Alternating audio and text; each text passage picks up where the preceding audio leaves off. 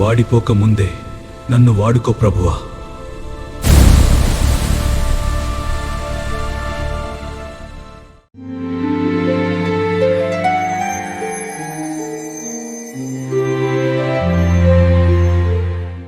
సైన్యములకు అధిపతి అయిన దేవుడు, పరాక్రమశాలి అయిన దేవుడు, మన ప్రభువు మన రక్షకుడు అయిన యేసుక్రీస్తు నామమున అందరికీ వందనాలు.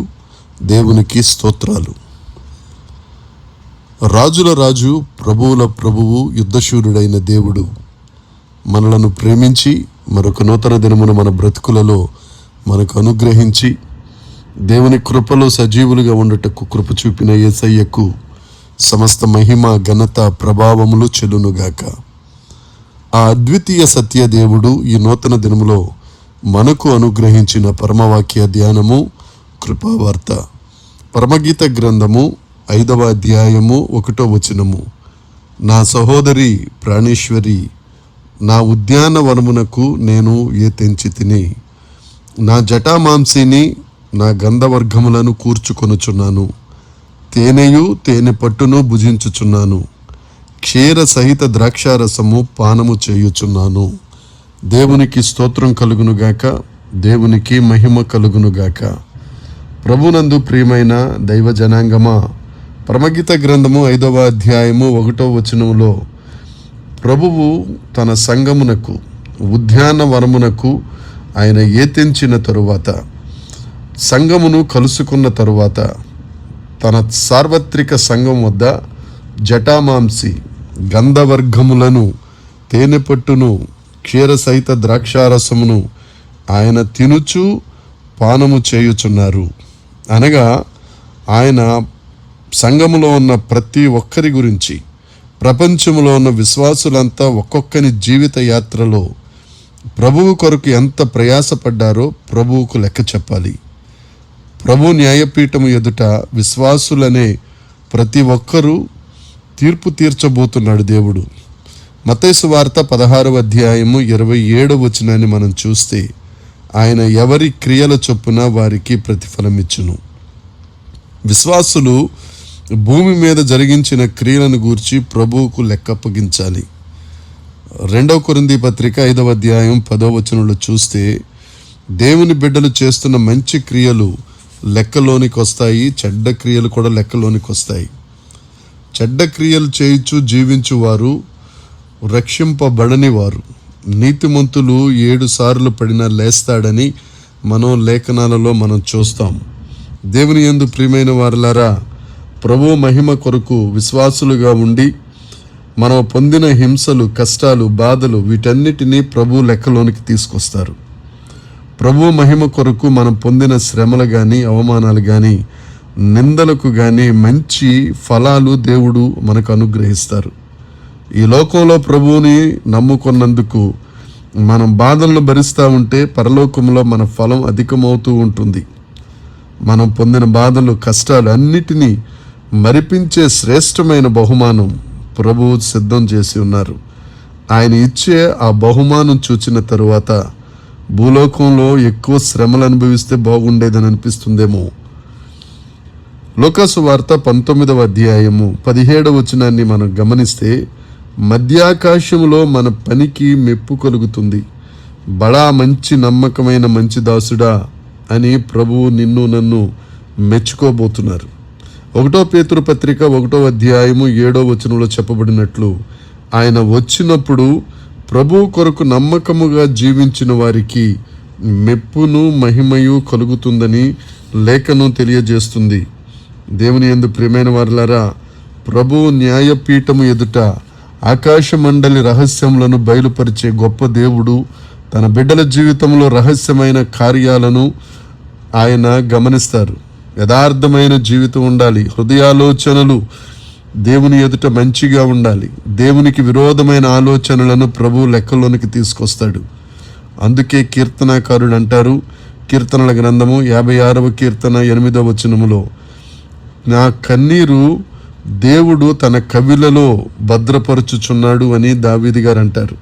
ప్రభు మధ్యాకాశంలో బహుమానాలు ఇచ్చినప్పుడు దావీదు కన్నీటిని లెక్కలోకి తీసుకుంటాడు. అదేవిధంగా దేవుడు యందు హృదయభారంతో దేవుని ప్రజల కొరకు, ప్రభువు మహిమ కొరకు కార్చబడిన కన్నీరు ప్రభువు వద్ద దాచబడి ఉంది. ఆ కన్నీటికి తగిన ప్రతిఫలం క్రీస్తు న్యాయపీఠం ఎదుట విశ్వాసులు సమకూర్చుకుంటారు. కన్నీటి ప్రార్థన చెయ్యాలని ప్రభువు మనకు మాదిరి చూపించారు. హెబ్రీ పత్రిక 5వ అధ్యాయము 7వ వచనంలో చెప్పబడినట్లు, శరీరధారి అయి ఉన్న దినములలో మహారోదనతోనూ కన్నీటితోనూ ప్రభువు ప్రార్థన చేశారు గనుక మన ప్రార్థనలకు, కన్నీటి ప్రార్థనలకు తగిన ఫలం దేవుడు మధ్యాకాశంలో తన ఉద్యానవనమునకు వచ్చినప్పుడు తప్పక ప్రతిఫలమును అనుగ్రహిస్తారు. అందుకే పౌలు గారు తిమోతి పత్రికకు రాస్తూ 2వ తిమోతి పత్రిక 4వ అధ్యాయము 8వ వచనములో నీతి కిరీటం ప్రభు దగ్గర పొందాలని పౌలు గారు ఆశపడుతున్నారు. ఈ నీతి కిరీటం ఎవరికి ఇస్తారు ప్రభు అంటే, ఆయన ప్రత్యక్షతలను అపేక్షించు వారికి దేవుడు వాటిని ఇవ్వడానికి అనుకూలంగా ఉన్నారు. దేవుని యందు ప్రియమైన వారలారా, మన క్రియలు దేవుని ఎదుట ఎలా ఉన్నాయి? మనం ఆయన న్యాయపీఠము ఎదుట, ఆ ప్రభువు ఎదుట మనం నిలబడినప్పుడు మన ఆలోచనలు, మాటలు, క్రియలు, మన పనులు అన్నీ ఆయన పరీక్షిస్తారు. కర్ర, గడ్డి, కొయ్యకాలు వంటి పని కాలిపోతుంది. దేవుని ప్రజలు నష్టపోతారు. దేవుని యందు ప్రియమైన వారలారా, మనం ఉన్న ఈ పందెపు రంగంలో దేవుని యందు విశ్వాసము కలిగిన వారమై ఓపికతో ఆ పందెపు రంగంలో పరిగెడుతూ గురు యొద్దకు చేరుకొని వారిని దేవుడు ప్రశంసిస్తారు. అదే మాట ఈ దిన ధ్యాన వాక్యం నందు దేవుడు మనకు తెలియచేస్తున్నారు. నేను నా ఉద్యానవనమునకు ఏతెంచి తిని, నా జటామాంసిని, నా గంధవర్గములను, తేనె పట్టును నేను భుజించుచున్నాను. క్షీర సహిత ద్రాక్షారసము పానము చేయుచున్నాను. దేవుని కృప వలన ఈ విశ్వాస యాత్రలో మంచి ఫలములు ఫలించే వారిగా, బలానమ్మకమైన మంచి దాసులుగా, ఆయన ఎదుట మహిమను, మెప్పును పొందేవారిగా మనం కన్నీటి ప్రార్థన చేస్తూ ఆ కన్నీటికి కావలసిన మంచి ఫలాన్ని దేవుని దగ్గర పొందుకున్నట్లు నీతి కిరీటము మన కొరకు దాచబడి ఉంది గనుక ఆయన కొరకు మంచి ఫలములు ఫలిస్తూ, మంచి పరిచర్య చేస్తూ దేవుడిచ్చిన ఈ ప్రశస్తమైన జీవితంలో దేవుని కొరకై జీవిద్దాం. ఆయన తప్పక రాబోతున్నారు. తన ఉద్యానవనమునకు ఆయన తప్పక ఏతెంచుతారు, మనలను లెక్క అడుగుతారు. కాబట్టి భయము కలిగిన వారమై దేవుని ఎదుట యథార్థముగాను, మంచి మనస్సాక్షి కలిగిన వారమై, నిర్మలమైన మనస్సాక్షి కలిగిన వారమై దేవుని కొరకు జీవిద్దాం. దేవుడు గొప్ప బహుమానమును మనందరికీ అనుగ్రహించునుగాక. అట్టి కృప దేవుడు మనకు దయచేయునుగాక. ఆమేన్. ప్రార్థన చేద్దాం. పరలోకమందున్న మా తండ్రి, పరిశుద్ధుడైన మహాదేవుడా, గొప్ప దేవుడా, నీకు స్తోత్రాలు చెల్లిస్తున్నాం. దేవా, మీరు ఉద్యానవనమునకు ఏతించే రోజు రాబోతుంది నాయనా. దేవా, మా క్రియల చొప్పున దేవా మీ ఎదుట మేము మధ్యాకాశంలో ఉన్నప్పుడు మహిమను, మెప్పును మేము పొందుకునేటట్లు, నీతి కిరీటమును మేము ధరించగలిగినట్లు, అగ్ని చేత మా క్రియలను ప్రభువును పరీక్షిస్తున్నప్పుడు దేవ నీ ఎదుట నిన్ను మహిమపరిచే విధంగా మేము నిలబడి, బలానమ్మకమైన మంచి దాసుడా, దాసురాలా అని నీ చేత పిలిపించుకుని నీతి కిరీటం ధరించుటకు కృప దయచేయమని ప్రభువా, అట్టి కృప ఈ వాక్యం వింటున్న ప్రతి ఒక్కరికి మీరు అనుగ్రహించమని నజరేయుడైన యేసుక్రీస్తు నామమున ప్రార్థించి అడిగి వేడుకొనుచున్నాము తండ్రి. ఆమెన్. దేవుని కృప మనందరికీ తోడై ఉండునుగాక. దేవుడు మనలను ఆశీర్వదించునుగాక. Amen, amen, amen.